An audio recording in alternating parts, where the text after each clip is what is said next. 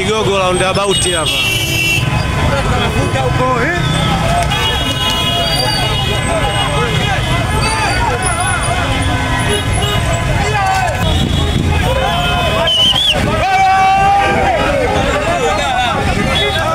Kamanda wa polisi kanda maalum ya Dar es Salaam Muliro Jumanne Muliro amezungumzia ajali ya lori la mafuta ambalo lilidondoka maeneo ya Kigogo jijini Dar es Salaam. Akizungumza na waandishi wa habari leo, Kamanda Muliro amezungumzia hatua ambazo jeshi hilo pamoja na jeshi la zimamoto na uokoaji namna ambavyo lilidhibiti kuepuka madhara zaidi juu ya ajali hiyo. Mimi nitumekana bana, hizi ni ripoti zaidi.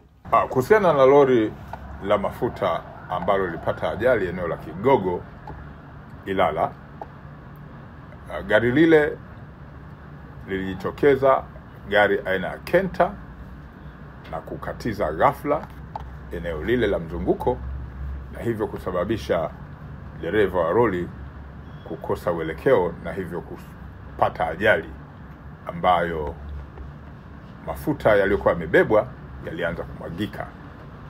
Lakini jeshi la polisi kanda maalum ya Dar es Salaam kwa kushirikiana na jeshi la zimamoto walifanya kazi kubwa ya ziada ya kitaalamu ya kuhakikisha mafuta yaliyomwagika ambayo ilikuwa ni petroli hayaleti madhara kwenye gari lenyewe, lakini pia kwenye maeneo ambayo yalikuwa yanazunguka eneo lile. Tathmini ya mwezi huu